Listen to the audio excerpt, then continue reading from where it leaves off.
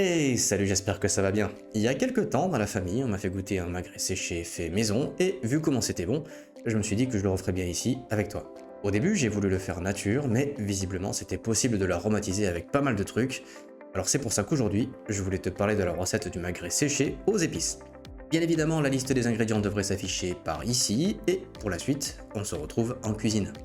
Pour commencer, prends ton magret et pare un peu le gras qui dépasse sur le côté. Côté esthétique, c'est déjà un peu mieux, mais ça permet d'exposer un poil plus la chair pour la suite de la recette.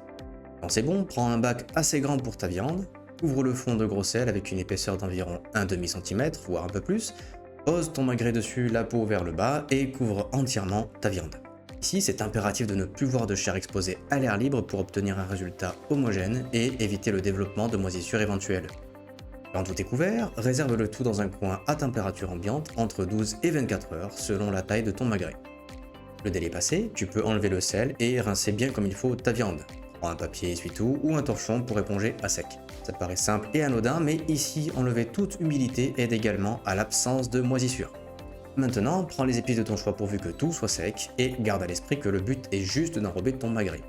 Pour ce premier test, j'ai choisi du piment en poudre, du piment oiseau haché, du thym et du romarin.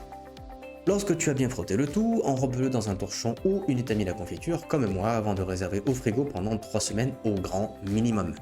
N'hésite pas de temps en temps à retourner ton paquet tous les 1 ou 2 jours pour un résultat aussi régulier que possible. Le temps est écoulé et il est temps maintenant de juger le résultat c'est pas trop mal. Pas de moisissure apparente, tout semble assez sec et niveau odeur, ce sont les épices qui dominent.